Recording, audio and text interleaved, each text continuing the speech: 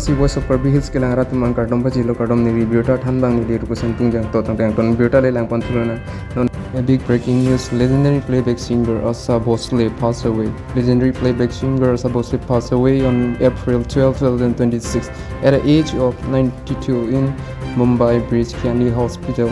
Now it's her amazing with titles over an 8 decades career. She recorded thousands of songs in multiple languages, leaving in an incredible mark of the Indian musician. Our play is the most legendary playback singer. His name is ASHA BHOSLE. He's a legendary playback singer.